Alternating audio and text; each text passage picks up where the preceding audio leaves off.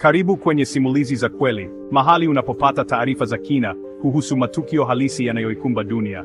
Leo tunazungumzia janga kubwa, tetemeko la ardhi lililotokea Thailand na Myanmar.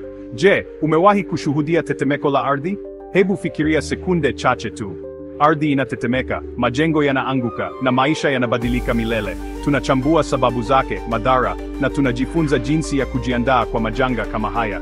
Tetemeko hili lilitokea mnamo tarehe 28 mwezi Machi mwaka wa 2025, na lilikuwa na ukubwa wa 7.7 kwenye kipimo cha Richter.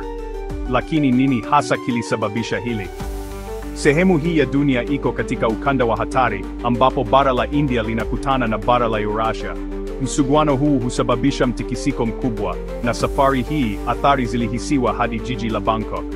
Matokeo yake: jengo la ghorofa 30 lililoanguka Bangkok, vifo vya zaidi ya watu 2,000, na wengine wengi bado wamekwama chini ya vifusi.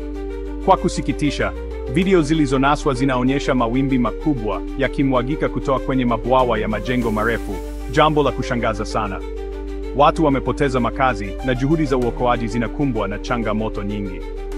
Mashirika ya uokoaji yameingia kazini, lakini changamoto ni nyingi. Katika Myanmar, mapigano ya kijeshi yanakwamisha juhudi za kusaidia manusura. Huko Thailand, mamlaka zinachunguza usalama wa majengo ili kuhakikisha kuwa haya hayatokea tena. Je, jamii zinaweza kujifunza nini kutokana na tukio hili? Unadhani serikali zinapaswa kufanya nini ili kuboresha usalama wa majengo? Na je, ni hatua gani mtu binafsi anaweza kuchukua ili kujiandaa kwa janga kama hili? Ili kujiandaa kwa matetemeko ya ardhi, panga njia za dharura za kutoroka.